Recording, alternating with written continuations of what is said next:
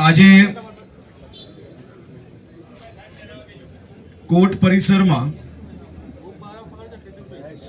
મારા બધા જ જૂના મિત્રો જોડે પાછું મળવાનો અવસર પ્રાપ્ત કરાવવા બદલ હું બાર કાઉન્સિલનો ખૂબ ખૂબ આભાર માનું છું. આ એ જ કોર્ટ પરિસર છે જ્યાં અઠવાડિયામાં 4 દિવસ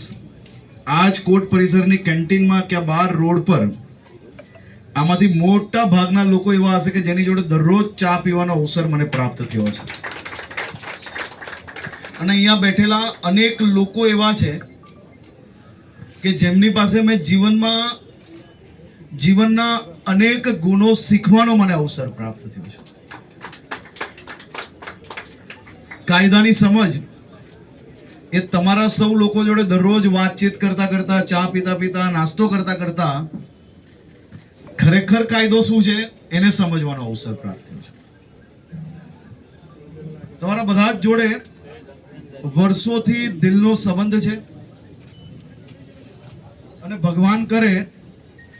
કે આ હોદ્દો એ આપણા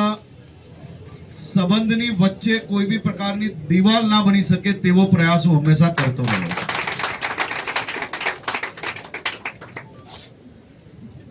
તમારા નાના મોટા પ્રશ્નો એ તો રેગ્યુલર મળતા જ હોય છે, પરંતુ જે મુખ્ય પ્રશ્ન છે એ પ્રશ્નમાં બી પોઝિટિવલી કઈ રીતે તમારા સૌને હિતમાં એ નિર્ણય લેવાય તે દિશામાં રાજ્ય સરકાર દ્વારા એકદમ જ પોઝિટિવ અભિગમ રાખીને કામગીરીને આગળ વધારવામાં આવી રહી છે. એના સિવાય અનેક પ્રશ્નો, પોલીસ સ્ટેશન જાઓ તો વકીલોને ઓછામાં ઓછું વેઇટિંગ કઈ રીતે થાય, જેલમાં તમે જાઓ તો તમારા જે કોઈ અસીલ જે હોય છે એને મળવાની વ્યવસ્થાઓ વ્યવસ્થિત કઈ રીતે થાય, આ બધા જ વિષયો પર બી તમારા અલગ અલગ લોકો પાસેથી જે કંઈ સૂચનો મળ્યા છે તે દિશામાં બી અમે લોકો કામગીરી જરૂરથી કરીશું અને આપણે બધા જ લોકો સાથે મળીને આ કામગીરીને આગળ વધારીશું. પણ આ બધી જ વાત જોડે મારા મનની બી એક વાત છે અને એ વાત કદાચ ઘણા લોકોને ગમશે, ઘણા લોકોને ના બી ગમી શકે. અમે ગુજરાત પોલીસમાં એક સ્પષ્ટ અભિગમ જોડે કામગીરી કરી રહ્યા છે અને એ કામગીરી છે કે પોક્સોના કેસોમાં હિસ્ટોરિકલ અને ઝડપથી કઈ રીતે આરોપીને સજા અપાવી. હું કોઈ વકીલ પાસે એવી અપેક્ષા ના રાખી શકું કે તમે કોઈનો કેસ ના લડો, પરંતુ આપ સૌના ઘરમાં બી દીકરીઓ છે, આપ સૌ લોકોને બી આ જ ધરતીએ મોટા કર્યા છે. તો મારી માત્ર આપની પાસે એટલી જ વિનંતી છે કે આપ સૌ લોકો આ પ્રયાસમાં સાથે કઈ રીતે જોડાઈ શકો, ઓછામાં ઓછી તારીખો પાડવામાં અને ઝડપ જે ગુનેગાર હોય એને સજા અપાવવામાં તમારા લોકોના સહયોગની અપેક્ષા બી જરૂરથી અમને સૌને છે. અને એ અપેક્ષા એ માત્ર ને માત્ર આપણા શહેરની, રાજ્યની દીકરીઓને ન્યાય અપાવવા માટે જ છે. અને હું આપને આભાર બી માનું છું કે આ બાબતમાં ખૂબ મોટો બદલાવ લાવવામાં આપણે લોકોને સફળતા પ્રાપ્ત થઈ. કાલે જ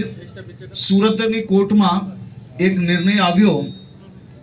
પોક્સોના કેસમાં 25 દિવસમાં જે ચાર્જશીટ થયેલી હતી તેમાં આજીવન કેદની સજા ફટકારવામાં આવી અને આજ આપણી સુરતની કોર્ટ દ્વારા અનેક લોકોને ફાંસીની સજા આપી છે.